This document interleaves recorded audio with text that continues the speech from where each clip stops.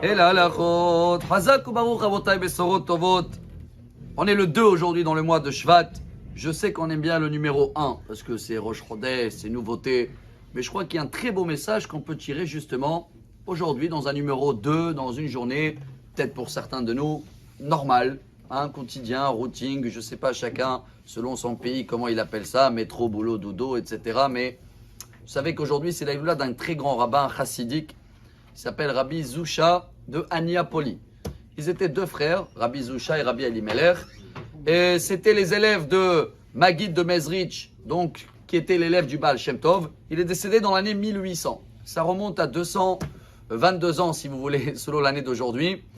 Et il y a une très belle histoire avec lui, mais avant l'histoire, on va essayer de comprendre d'abord ce beau message dans la paracha de cette semaine, qu'elle parle d'une mitzvah très spéciale. Kadesh li kol bechor, Peter kol rechem. On le lit même tous les matins avec les tefilines, que Dieu, il nous demande que le premier-né, ce sera dans les enfants, ce sera dans les fruits, le prémiste, ce sera dans le... Il y a un mouton qui est né, le premier, toujours le premier, il faut le donner à Dieu.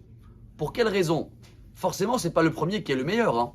Vous allez bien voir notre histoire, Yitzhak, Yaakov, Yehuda, Yosef, le roi David, Shlomo, ce n'était pas des premiers-nés tout cela.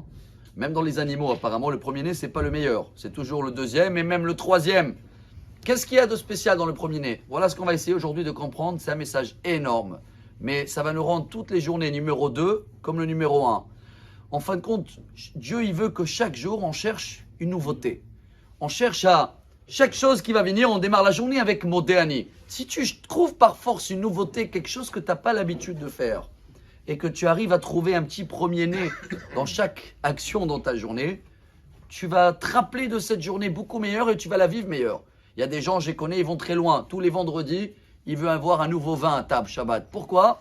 Il veut une nouveauté. Mais regardez comment c'est beau. Il y en a des gens comme Rabbi Zusha, qu'il arrive, même dans des situations très spéciales, où il n'y a pas de... Je ne peux rien retrouver comment retourner la situation. Il arrive à trouver une nouveauté et même danser. C'est une histoire qu'on a racontée plusieurs fois. Ces 2 frères, ils ont fait la galoute. Ils dormaient chaque jour dans un autre endroit. Une fois, ils les ont mis en prison. Ils croyaient qu'ils étaient là comme des espions. Bref, ils se trouvent en Pologne, -20, dans une prison où il n'y a même pas 2 mètres carrés. Et toilette, il était au milieu de la toilette. C'était un petit seau, un petit pot. Il fallait faire les besoins dedans. Les 2 frères, ils sont là-bas, angoissés. Le Rabbi Elimelech, il dit à son frère, c'est Zaïloula aujourd'hui, frère, c'est la première fois qu'on n'a pas le droit de prier. On ne peut pas prier. Et il commence à pleurer. Et Rabbi Zusha, il réfléchit. D'un coup, il se lève, il commence à danser. Son frère dit, ça va mon frère? Il dit, bien sûr. J'ai trouvé une nouveauté, quelque chose qu'on n'a jamais fait. On va la faire la première fois aujourd'hui. Il a dit, c'est quoi? Il a dit, il y a une halakha que tu n'as pas le droit de prier ou ça sent mauvais. Jusqu'à aujourd'hui, on ne l'a jamais fait. On n'a pas eu l'occasion de se trouver dans un endroit mauvais. Donc là, aujourd'hui, je vais faire quelque chose que j'ai jamais fait. C'est une nouvelle halakha. On danse. Bref, la suite, vous la connaissez. Tellement ils ont dansé. Le gardien, il rentre, il voit qu'ils dansent autour du pot. Ils ont dit, ils s'en foutent, les juifs. Il a enlevé le pot. Bon, voilà la suite, ils ont pu prier normal. Mais voilà un grand message. Trouvez un premier-né, une nouveauté dans chaque journée. Comment? Fais-le, débrouille-toi. Mais si tu arrives à le faire, tu vas voir comment chaque journée, même si c'est numéro 2, tu vas la rendre numéro 1. Bonne journée. Amar Rabbi Elazar.